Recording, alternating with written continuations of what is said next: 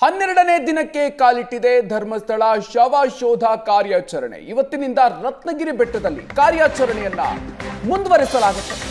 ನಿನ್ನೆ ಶವ ಶೋಧಕ್ಕೆ ಬ್ರೇಕ್ ಹಾಕಿತ್ತು ಎಸ್ಐಟಿ.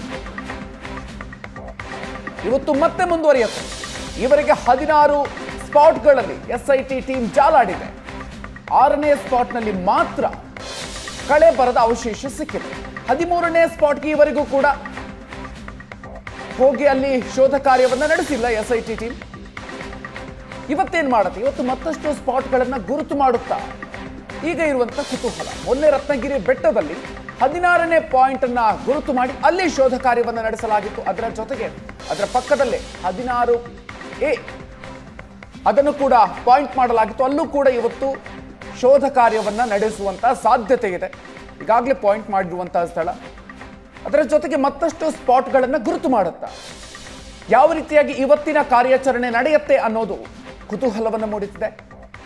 13ನೇ ಸ್ಪಾಟ್ಗೆ ಸಂಬಂಧಪಟ್ಟಂತೆ ಇಲ್ಲಿಯವರೆಗೂ ಕೂಡ ಎಸ್ಐಟಿ ಟೀಮ್ ಶೋಧ ಕಾರ್ಯವನ್ನು ನಡೆಸೋದಕ್ಕೆ ಮುಂದಾಗಿಲ್ಲ. ಆ ಜಾಗದಲ್ಲಿ ಜಿಪಿಆರ್ ಬಳಸಿಕೊಂಡು ಶೋಧವನ್ನ ನಡೆಸೋದಕ್ಕೆ ನಿರ್ಧಾರವನ್ನ ಮಾಡಲಾಗಿದೆ.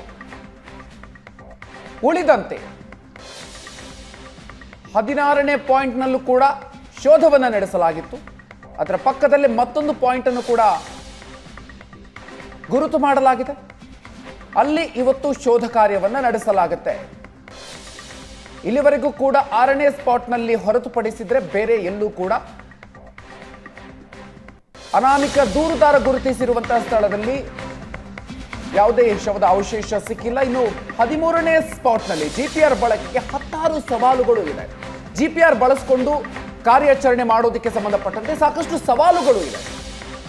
ಜಿಪಿಆರ್ ಬಳಸಿದ್ರೂ ಕೂಡ ನಿಖರ ಫಲಿತಾಂಶ ಕಷ್ಟ ಅಂತ ಹೇಳಲಾಗ್ತಾ ಇದೆ. ಡ್ಯಾಮ್, ವಿದ್ಯುತ್ ಕಂಬಗಳ ಬಳಿ ಜಿಪಿಆರ್ ಬಳಕೆ ಮಾಡೋದು ಬಹಳ ಕಷ್ಟ. ವಿದ್ಯುತ್ ಕಂಬದ ಫೌಂಡೇಶನ್ ನಲ್ಲಿ ಸಾಕಷ್ಟು ರಾಡ್ಗಳು ಕೂಡ ಇರುತ್ತೆ. ಸೊ ಡ್ಯಾಮ್ ನಿರ್ಮಾಣ, ಮಣ್ಣು, ಕಲ್ಲು, ಕಾಂಕ್ರೀಟ್ ಮಿಶ್ರಿತ ಸಾಕಷ್ಟು ವಸ್ತುಗಳು, ಸೊ ಅದರಲ್ಲಿ ದೊರೆಯುವಂತ ಕಾರಣದಿಂದಾಗಿ ಸ್ಪಷ್ಟತೆ ಸಿಗದಿರುವಂತಹ ಸಾಧ್ಯತೆ ಇದೆ. ತೇವಾಂಶದಿಂದಾಗಿ ಸಾಮಾನ್ಯವಾಗಿ 3.5 ಮೀಟರ್ ಆಳದ ಬದಲು ಕೇವಲ 1.5 ಮೀಟರ್, 1.2 ಮೀಟರ್ ಆಳದವರೆಗೆ ಮಾತ್ರ ಸ್ಪಷ್ಟ ಚಿತ್ರಣ ಸಿಗಬಹುದು ಅಂತ ಹೇಳಲಾಗ್ತಾ ಇದೆ. 13ನೇ ಪಾಯಿಂಟ್ನಲ್ಲಿ ಜಿಪಿಆರ್ ಬಳಕೆ ಮಾಡೋದು ಸಾಕಷ್ಟು ಸವಾಲಿದೆ ಅನ್ನೋದು ಕೇಳಿ ಬರ್ತಾ ಇರುವಂತಹ ಅಭಿಪ್ರಾಯ.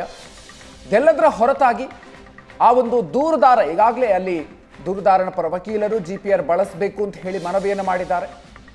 ಹಾಗಿದ್ರೂ ಕೂಡ ಆ ಒಂದು ಮನವಿಯನ್ನು ಪುರಸ್ಕರಿಸಿ ಜಿಪಿಆರ್ ಬಳಸೋದಕ್ಕೆ ಈಗ ನಿರ್ಧಾರವನ್ನು ಮಾಡಿದ್ದಾರೆ ಅನ್ನುವಂಥದ್ದು. ಆ ಒಂದು ಜಿಪಿಆರ್ ಯಂತ್ರಕ್ಕಾಗಿ ಈಗ ವೇಟ್ ಮಾಡ್ತಾ ಇದ್ದಾರೆ ಅಂತ ಈಗ ಕೇಳಿ ಬರ್ತಾ ಇರುವಂಥ ಮಾಹಿತಿ.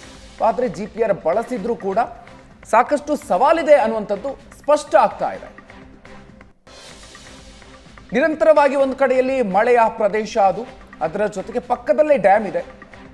ಹೀಗಾಗಿ ಸಾಕಷ್ಟು ಸವಾಲು ಖಂಡಿತ ಇದ್ದೇ ಇದೆ. ಹೆಚ್ಚಿನ ಡೀಟೇಲ್ಸ್ ಕೊಡ್ತಾರೆ ನಮ್ಮ ಪ್ರತಿನಿಧಿ ಕಿರಣ್. ಇದೀಗ ನೇರ ಸಂಪರ್ಕದಲ್ಲಿ ನಮ್ಮ ಜೊತೆಗೆ ಜಾಯ್ನ್ ಆಗ್ತಾ ಇದ್ದಾರೆ. ಕಿರಣ್, 13ನೇ ಸ್ಪಾಟ್ನಲ್ಲಿ ಜಿಪಿಆರ್ ಬಳಕೆ ಮಾಡೋದಕ್ಕೆ ಈಗ ನಿರ್ಧಾರವನ್ನು ಮಾಡಿರುವಂಥದ್ದು. ಸೊ ಅಲ್ಲಿ ಯಾವ ರೀತಿಗೆ ಸಂಬಂಧಪಟ್ಟಂತೆ ಜಿಪಿಆರ್ ಬಳಕೆಗೆ ಸಂಬಂಧಪಟ್ಟಂತೆ ಏನೆಲ್ಲ ಸವಾಲುಗಳು ಎದುರಾಗುತ್ತೆ, ಜೊತೆಗೆ ಇವತ್ತು ಏನೇ ನಡೆಯುತ್ತೆ?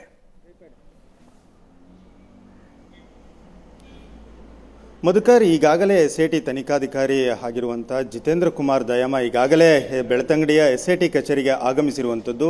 ಅದರ ಜೊತೆಗೆ ಈಗ ಸಿಬ್ಬಂದಿಗಳು ಕೂಡ ಎಸ್ಐಟಿ ಕಚೇರಿಗೂ ಕೂಡ ಆಗಮಿಸಿರುವಂಥದ್ದು. ಇನ್ನೇನು ಕೆಲವೇ ಕ್ಷಣಗಳಲ್ಲಿ ಮುಸುಕುದಾರಿ ಪೊಲೀಸ್ ಭದ್ರತೆ ಹೊಂದಿಗೆ ವಕೀಲರ ತಂಡದೊಂದಿಗೆ ಕಿಯಾ ಕಾರ್ನಲ್ಲಿ ಆಗಮಿಸುವಂಥದ್ದು. ಅದರ ಜೊತೆಗೆ ಈಗ ಮುಸುಕುದಾರಿಯ ಜೊತೆಗೆ ಪೊಲೀಸ್ ಭದ್ರತೆಯೊಂದಿಗೆ ಆಗಮಿಸುವಂಥದ್ದು. ಈಗ ತನಿಖಾಧಿಕಾರಿಗಳು ಅವರನ್ನ ಜೊತೆ ಸಮಾಲೋಚನೆಯನ್ನು ಕೂಡ ನಡೆಸುವಂಥದ್ದು. ಬೆಳ್ತಂಗಡಿಯ ತಹಸೀಲ್ದಾರ್ ಹಾಗೆಯೇ ಎಸಿ ಅವರು ಕೂಡ ಬೆಳ್ತಂಗಡಿಯ ಎಸ್ಐಟಿ ಕಚೇರಿಗೆ ಆಗಮಿಸುವಂಥದ್ದು. ಸುದೀರ್ಘವಾಗಿ 1.5 ಗಂಟೆಗಳ ಕಾಲ ಅವರು ಚರ್ಚೆಯನ್ನು ಕೂಡ ನಡೆಸುವಂಥದ್ದು.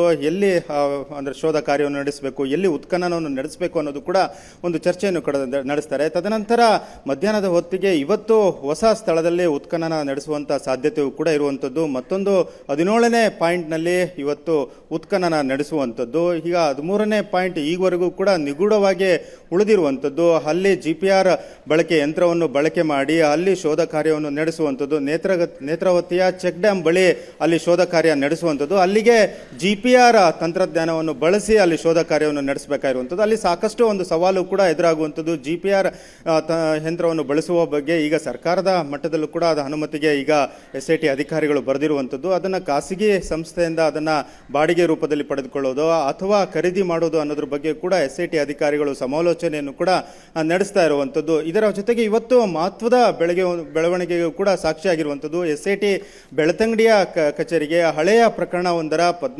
ಪದ್ಮಲತಾ ಕೇಸಿಗೆ ಸಂಬಂಧಪಟ್ಟಂತೆ ಅವರ ಕುಟುಂಬ ವರ್ಗದವರು SIT ಕಚೇರಿಗೆ ದೂರು ನೀಡಲು ಬಂದಿರುವಂಥದ್ದು. ಪದ್ಮಲತಾ ಸಂಬಂಧಿಯಾಗಿರುವಂಥ ಇಂದ್ರಾವತಿ ಅನ್ನೋರು SIT ಕಚೇರಿಗೆ ಆಗಮಿಸಿ ದೂರನ್ನು ಕೂಡ ಕೊಡಲಿಕ್ಕೆ ಬಂದಿರುವಂಥದ್ದು. ಆದರೆ ಈವರೆಗೂ ಕೂಡ ಅಂದರೆ ಮುಂಚೆ ಅವರು ಬಂದಂತಹ ವೇಳೆಯಲ್ಲಿ ತನಿಖಾಧಿಕಾರಿಗಳು ಆಗಮಿಸಿರಲಿಲ್ಲ. ಹಾಗಾಗಿ ತನಿಖಾಧಿಕಾರಿಗಳು ಬಂದ ನಂತರ ದೂರು ನೀಡಿ ಎನ್ನುವ ನಿಟ್ಟಿನಲ್ಲಿ ಅವರನ್ನು ವಾಪಸ್ ಕಳಿಸಿರುವಂಥದ್ದು.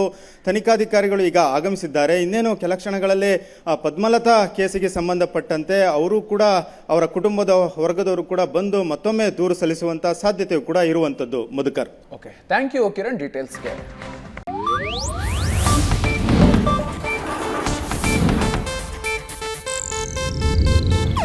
ಇದು ಏಷ್ಯಾನೆಟ್ ನ್ಯೂಸ್ ನೆಟ್ವರ್ಕ್ ಪ್ರಸ್ತುತಿ.